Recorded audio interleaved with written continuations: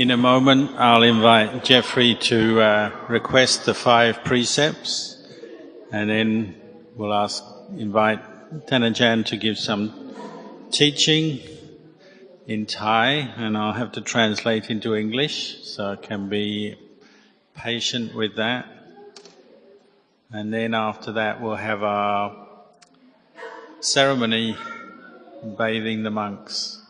For those of you who haven't seen that before, just watch what the others do and follow along. It's an occasion to show our respect, gratitude to teachers. So we have our visiting teacher, Ajahn Anan. Today we can show our gratitude to him, bathing his hands.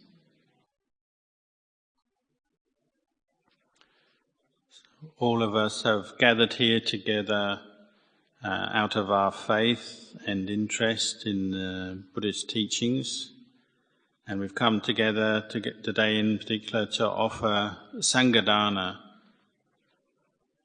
to make offerings to support the religion, to support the community of monks that live here at this monastery.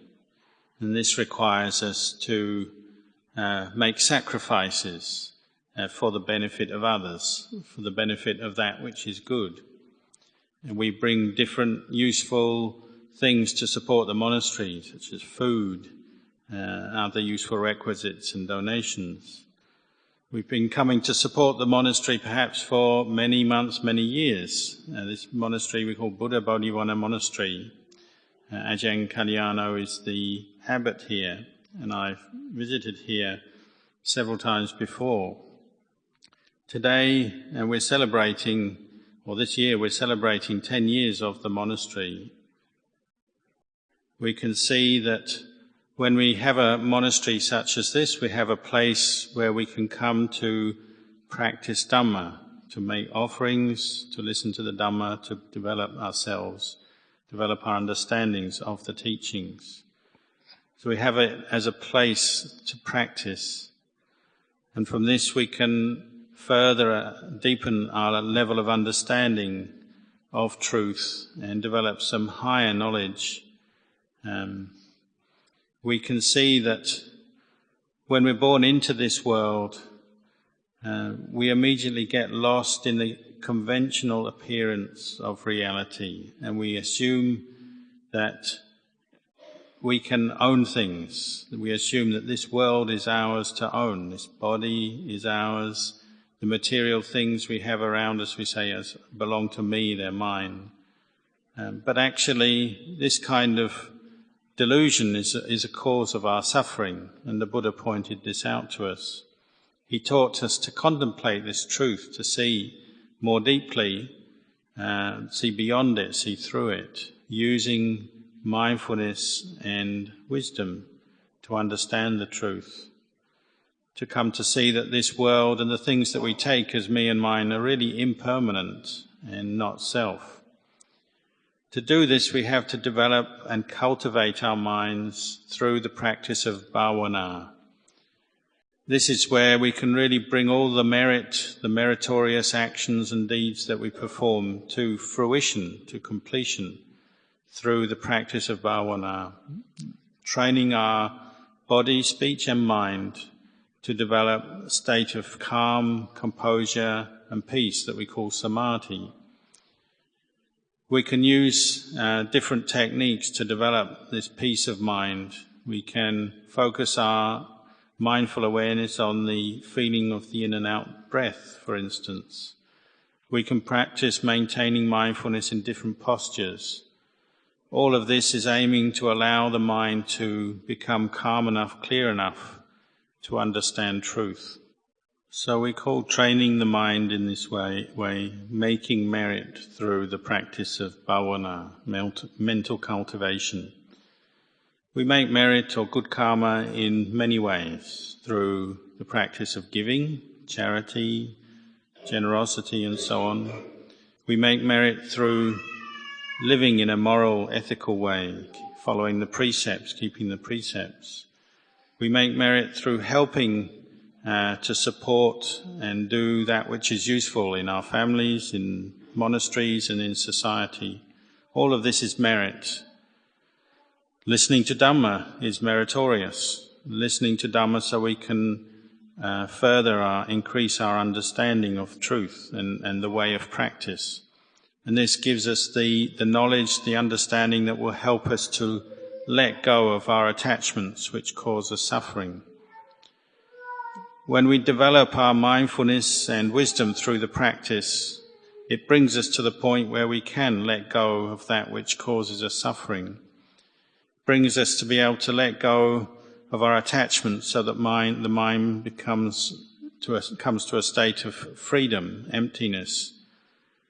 If this is just a temporary experience we have in the course of practice, we call it tatanka vimutti, temporary liberation of mind. Or you could even say it's like experiencing a small nibbana, just a temporary nibbana or enlightenment.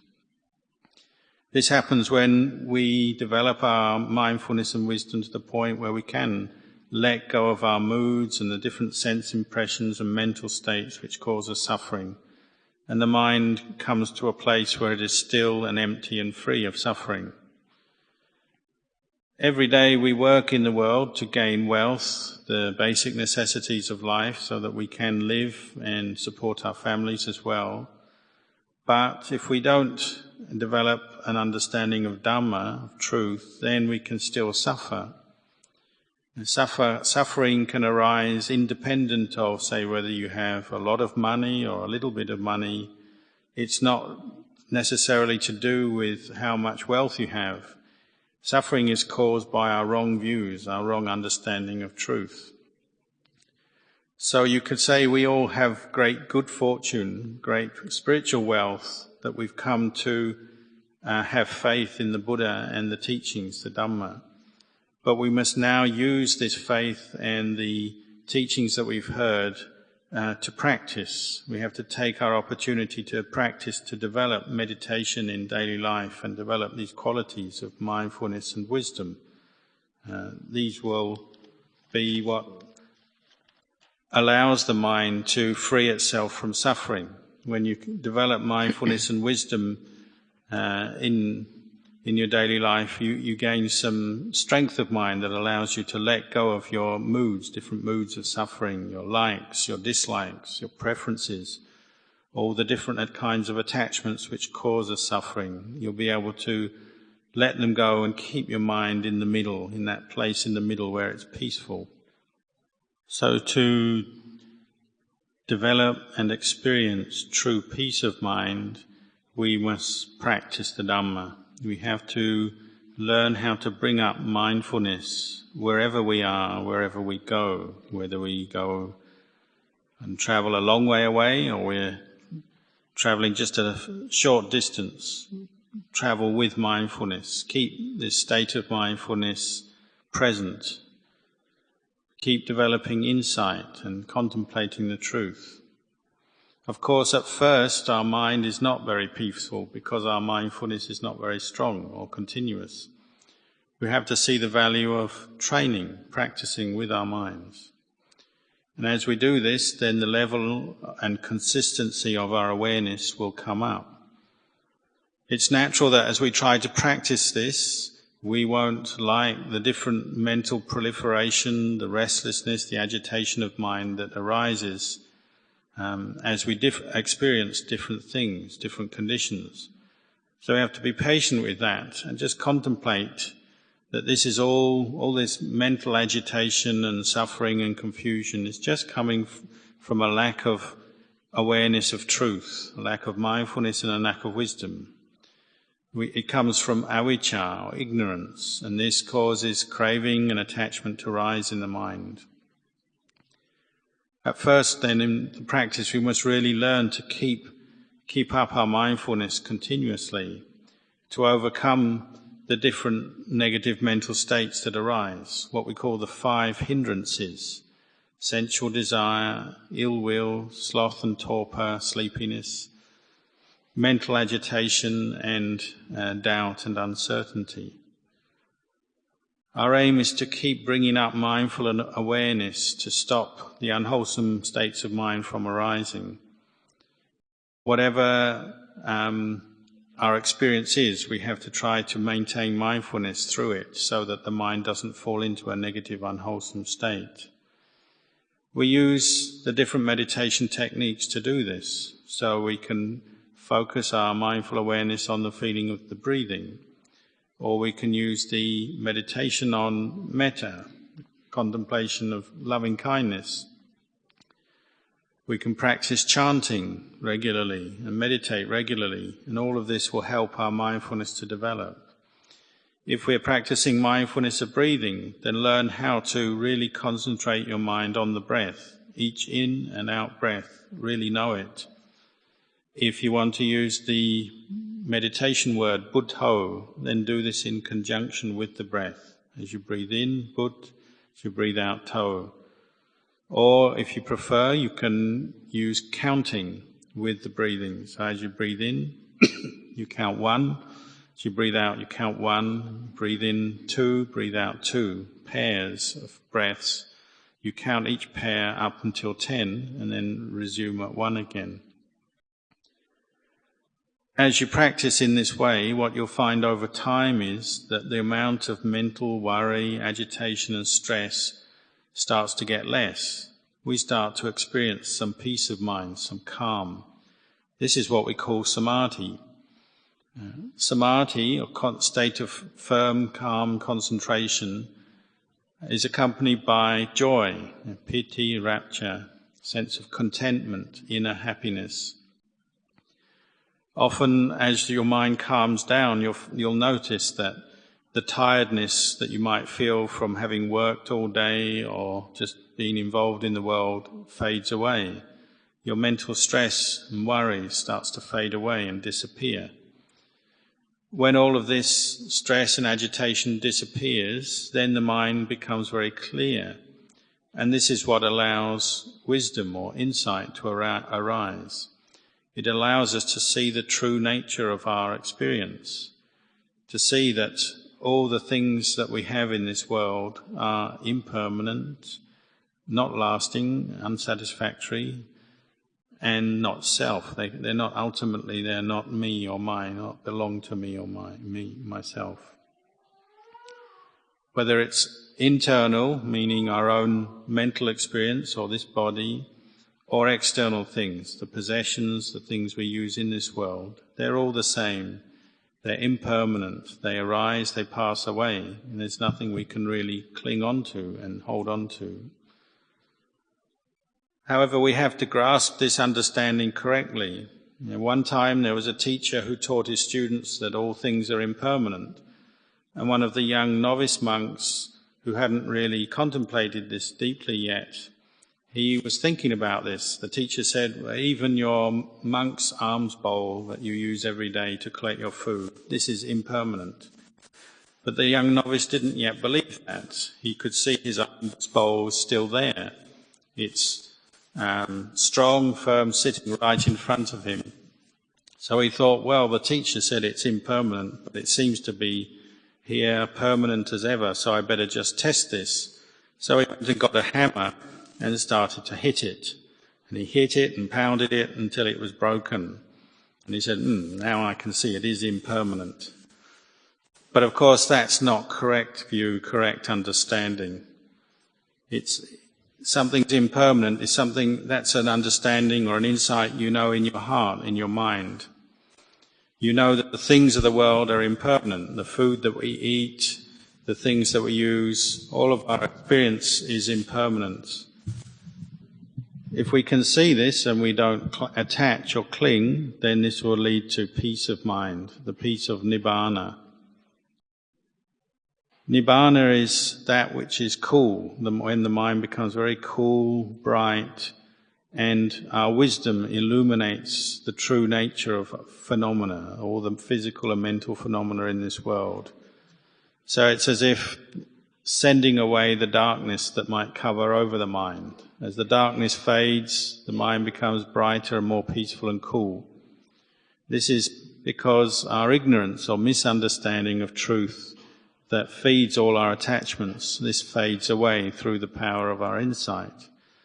As this fades away, then we suffer less. So all the suffering gradually comes out of our mind and we experience peace.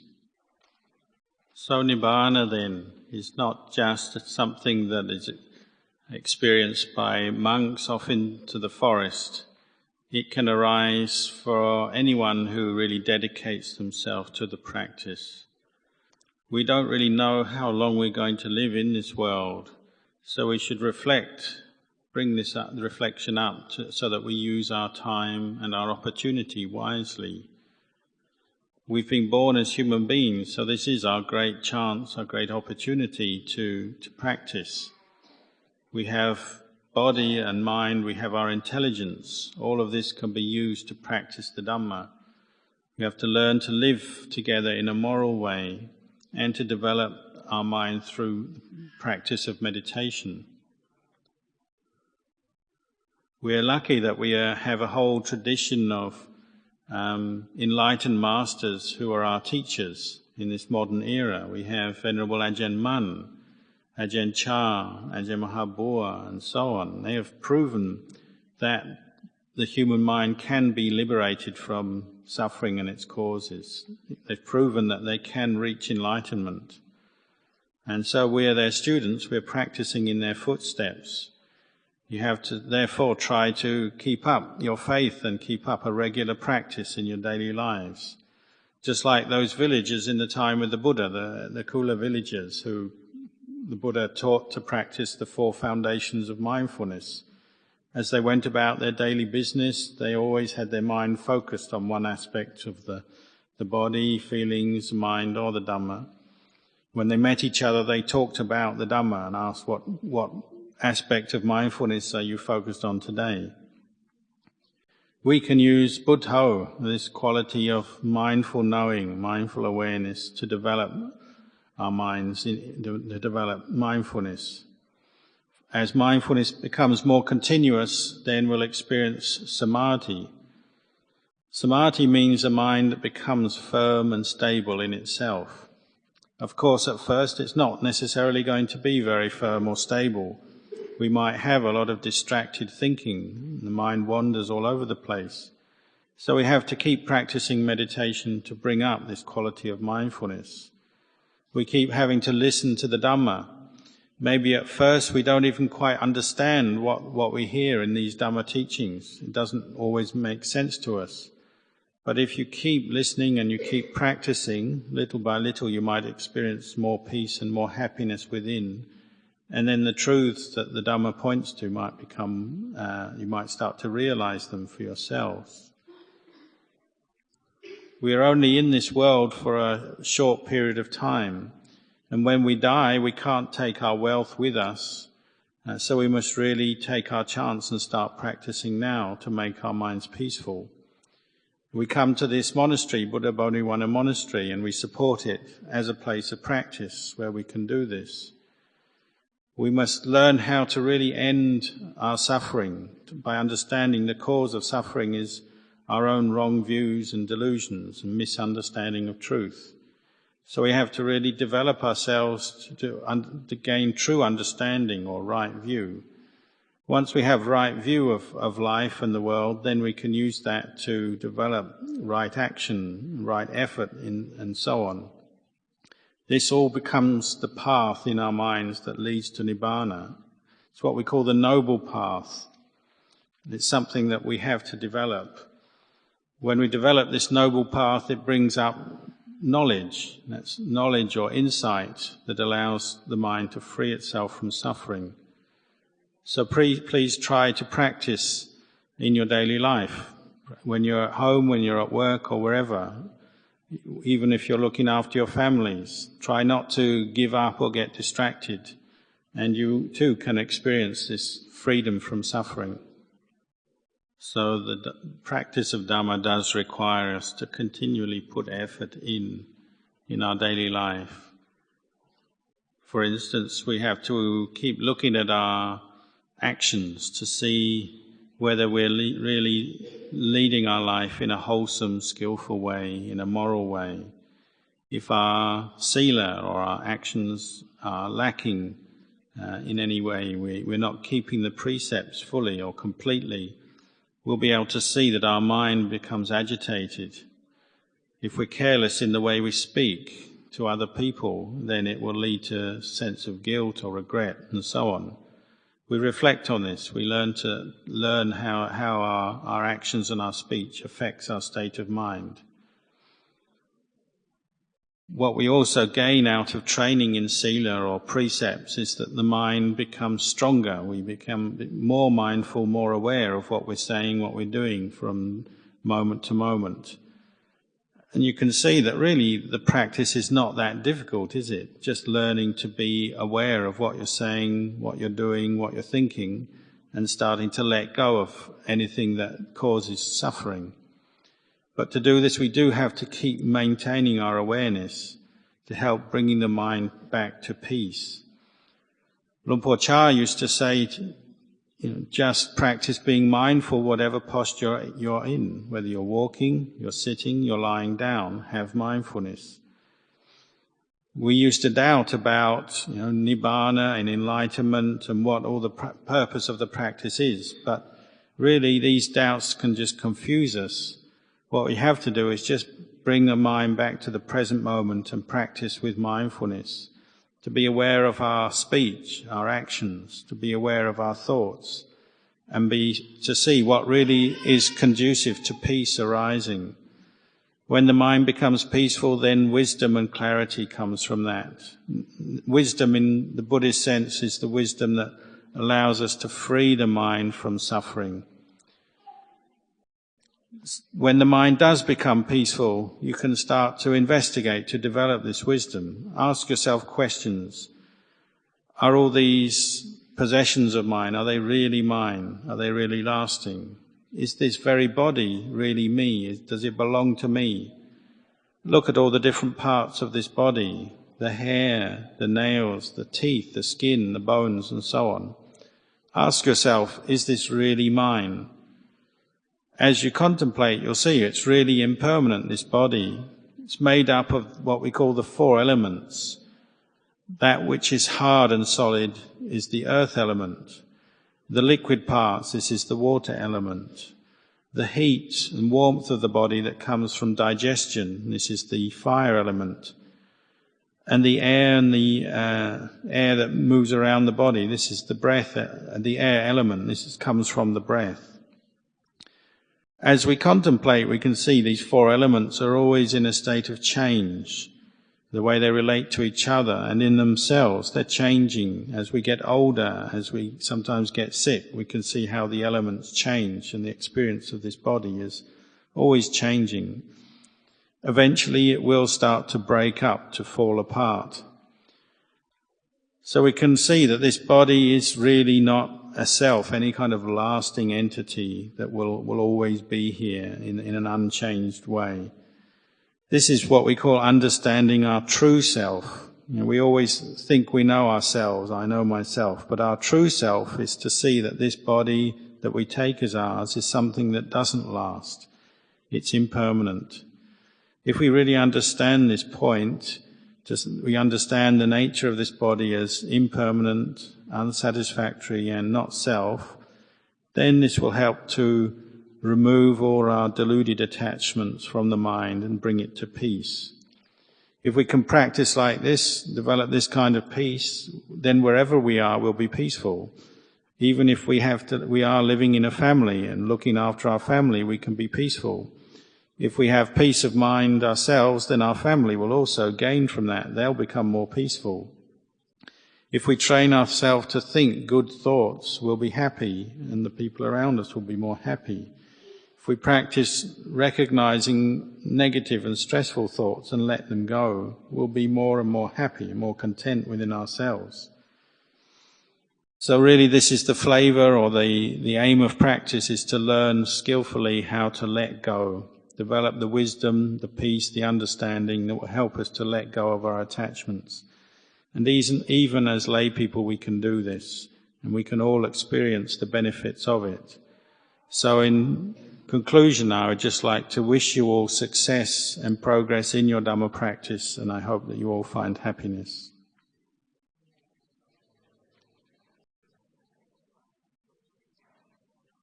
Đi về lại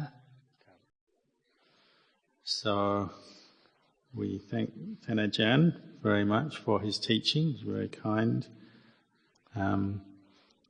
We'll finish today inviting the Ajahn and the other senior monks to sit at the front, and can all take part in just bathing ceremony, bathing the hands of the senior monks. And then you're welcome to also take a medallion home, a souvenir medallion. When we're doing this, if you would like to actually walk out to the veranda and come into the door over there where the film camera is in a line, and then you can come one by one to bathe the monks and pick up your medallion and can go out the middle door. If we do it like that, it works very well.